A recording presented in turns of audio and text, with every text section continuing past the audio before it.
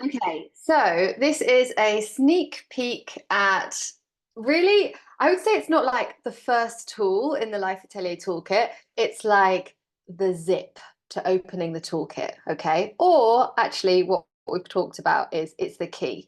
Now, the key is self-compassion. If you hear me say self-compassion and you're like, oh, please stay with me because you really need to hear it.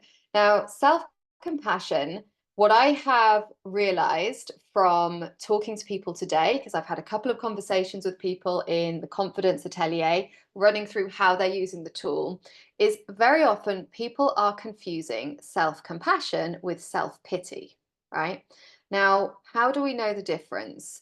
So, self-compassion is still about growth, okay? Self-compassion is when you say to yourself, okay, let's say you're having a response, you're doing something new, you're starting dating, moving to a new country, you're launching your business, you're starting to show your face on social media, and your body and mind freak out. Okay. You feel overwhelmed. You feel the urge to just stop doing what it is that you're doing. Okay. You really feel like, just want to get into bed, or I just want to watch Netflix, or I just want to drink a tequila and go dancing.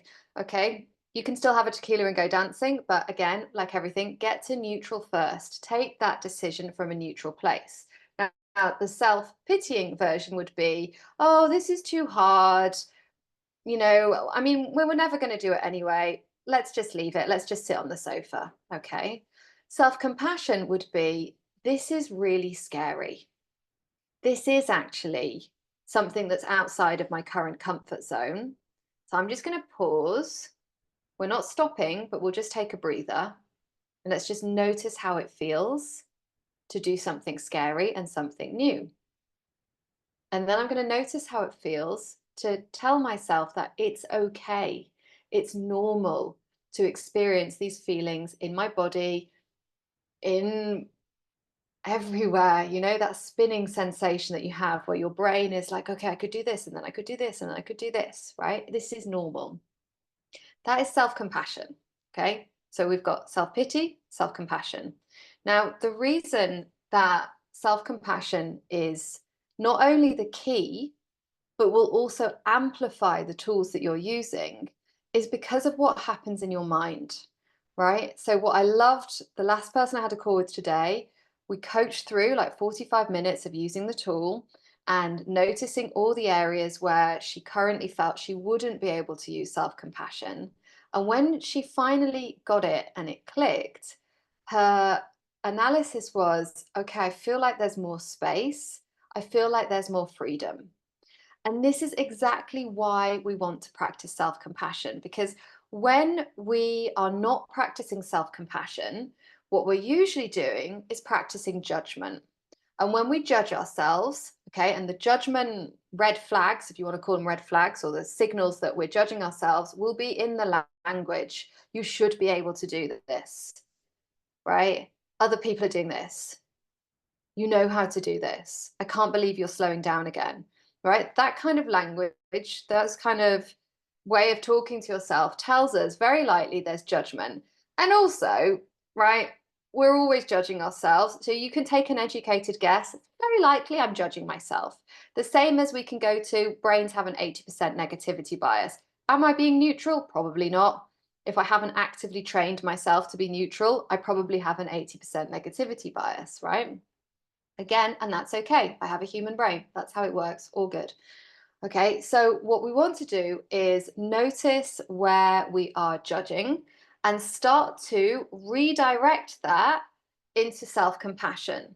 Okay, and this is where we have the tools, because when you judge yourself, your body then responds to the threat.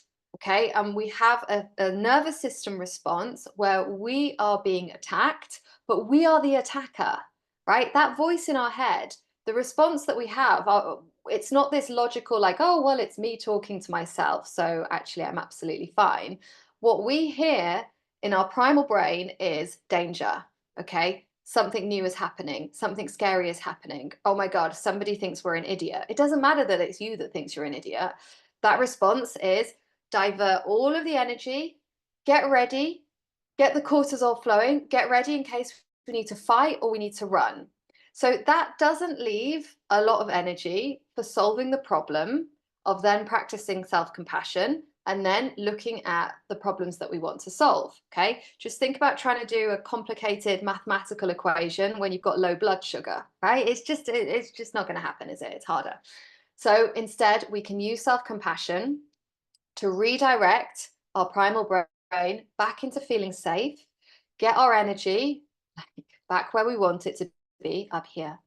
Okay, and then start to solve the problems.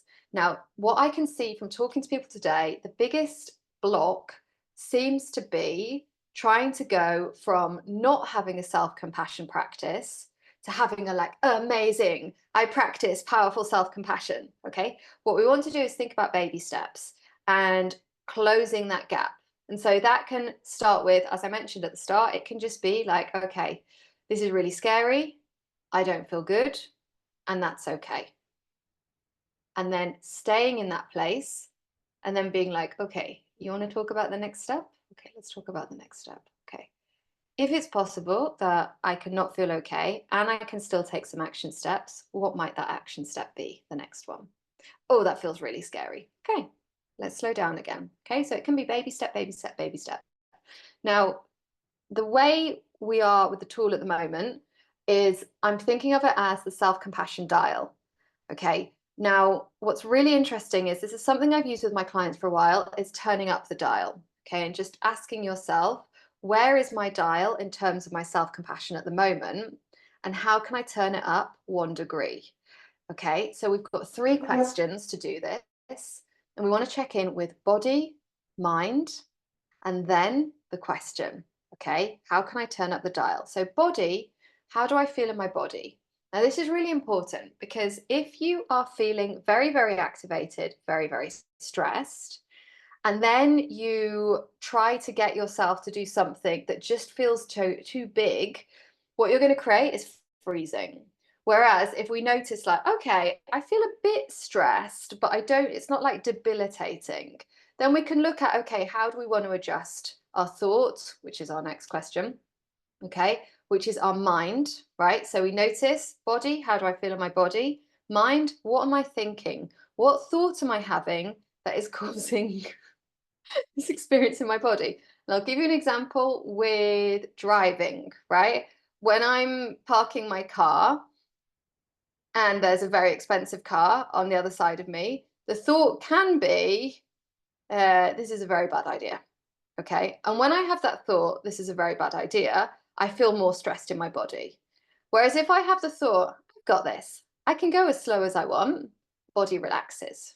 Okay. So we can change that sensation in our body by changing the thought. More on this in the self-coaching model. Today, I just want you to think about, okay, what's going on in my mind? What's going in my body? And then the question, how can I turn up my self-compassion dial by 1%? Now, what I want to reiterate today is it can only go one way. We can only turn the self-compassion dial up, okay? And I want you to really think about that. There is no turning the self-compassion dial down. That is not something we need to do. You can always turn it up.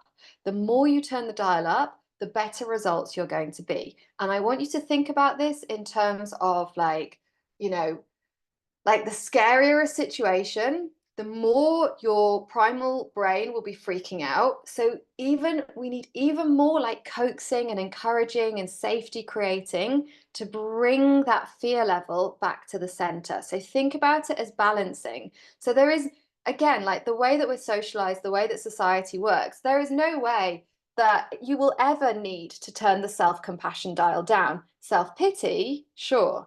Self-compassion, no. So it just goes in one way. So that's your tool, your check-in for when you're feeling like, I don't have the result that I want, whether that's, I don't have the ice cream that I want, or it's, oh, I don't have the life that I want. We start with body, what am I feeling in my body? Mind, what am I thinking? Question, how can I turn up the self-compassion dial? Okay, by 1%. All right, so I will be running more free workshops, free little atelier. You can sign up for them wherever you're seeing this. There'll be somewhere to sign up. And if you're ready to actually get coached and get on with getting the tools and getting support, you can join the Life Atelier. And if English is your second language, I strongly recommend, if you don't feel good about your English, join the Fluid English Studio, because it has all of the tools that we have in the Life Atelier, but adapted for people, internationals, using English as a second or third or fourth or fifth language.